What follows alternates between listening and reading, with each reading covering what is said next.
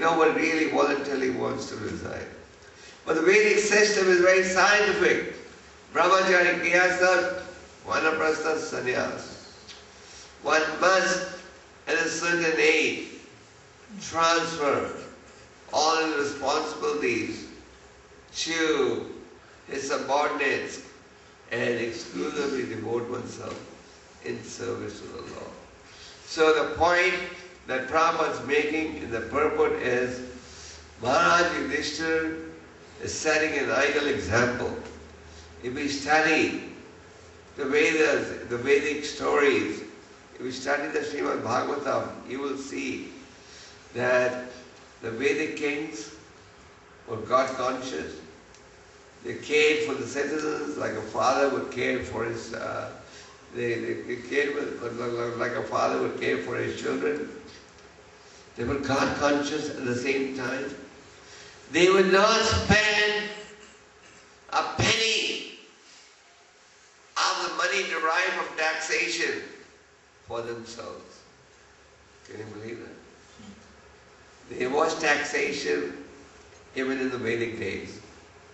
Even in the Vedic days, people would pay up to 25% of their produce as tax. Of course, there were no lawyers to tell you how they paid taxes in those days. So I don't think there was any question of tax evasion or running two economies, white and black.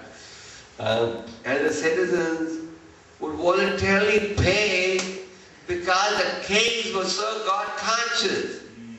And the kings would not spend a penny on their personal maintenance. Whatever taxation would come, it would be spent for the welfare of the citizens. Today what do we see? Today we see that maximum money is spent on what? On the welfare and the protection of the so-called people in power. So the kings were very ideal. And because they were ideal in character, society was also progressive. And all the necessities of life were amply provided. How do you measure the happiness of the citizens? The happiness of the citizens is measured when they are God conscious and when all the necessities are provided. Like when Parikshit, when he became a ruler, there was ample natural produce such as grain, fruits, milk, herbs, valuable stone, minerals, and everything that the people needed. There was no shortage. Everything was easily available. So the citizens were happy. Also they were engaged in glorifying the Supreme Lord. So what is needed is a God-conscious head of state. If you don't want monarchy, okay. But then, democracy is a system that breeds corruption. The present so-called favorite system of government all over the world is democracy. Prabhupada used to call it democracy.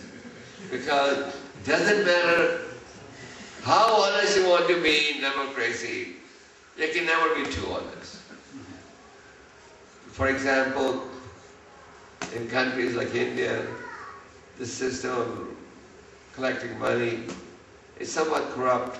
They all collect in the name of elections and they misuse it. But even in countries like America, where the system is more transparent, you still have to ask people for money. Like the recent presidential election was the primaries were the most expensive in American history. And you still have to ask people for money. And then when people donate money to you, they also expect in return to get some favors. So it doesn't matter which system of government you have. Democracy can never be fully unbiased. There will be favoritism, etc. Whereas in spiritual monarchy, you don't have the so-called election process. And the ruler, from a young age, is trained in God-conscious principles. Maharaj Pratina Varishat was engaged in fruitive works, but he knew that my sons who will succeed me, I should send them for training. And he sent them for training. And they were fortunate to meet Narada Muni and get enlightened by him.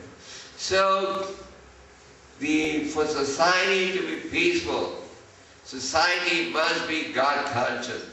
Just like these days we also are noticing food scarcity. You may have noticed that last year your food prices went up all of a sudden, isn't it? And even in America, people are complaining, normally America is a place where you have always that cheap food. But food prices went up, they doubled, and so on. Why? Because many parts of the world had drought, and the food production wasn't enough. Krishna says, food needs come from rainfall. Rainfall comes from sacrifice. Sacrifice means executing laws of God. So, when you don't execute yajna, the ritual nature also goes on strike or withholds the necessary supplies.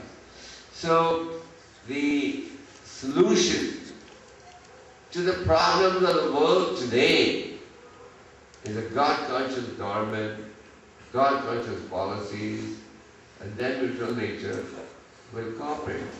Just like these days, AIDS is considered to be a big killer. And governments and pharmaceutical companies are spending huge amounts of money trying to come up with AIDS vaccination. Bill Gates Foundation made a grant of several $1 million to India to fight AIDS.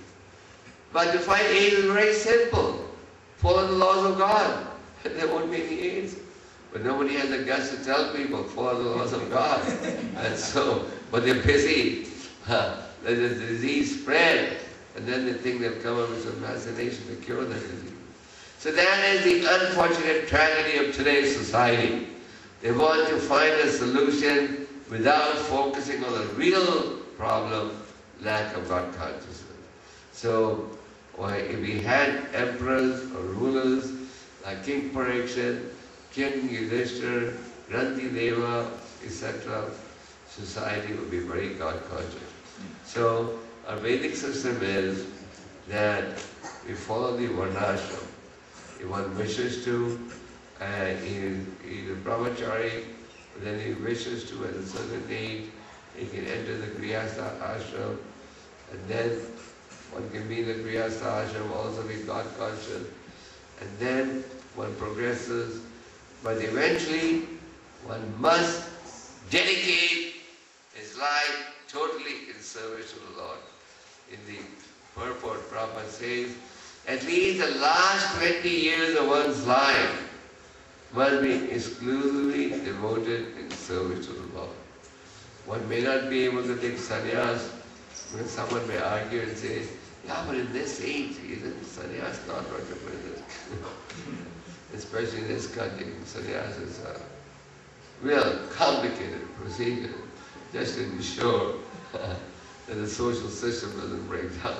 So anyway, even if you don't take sannyas, the real problem is, at least your mentality should be that of a sannyas. That is detachment. That is exclusive concentration on devotional activity. Total dedication to the mission of Lord Shri Krishna. That dedication must be there. If we remain entangled in ritual activities till the end of our life, then that is considered to be very unfortunate. So the Vedic system is that you go to the 4 ashramas, but you don't necessarily have to go to the 4 ashramas. Just like if someone's a brahmachari, he doesn't have to necessarily enter the Grihastha ashram to make further progress. No. So it's not a brahmachari to say, I had to become a Grihastha, otherwise I'm not following one ashram. If one wants to remain a brahmachari, one can easily remain a brahmachari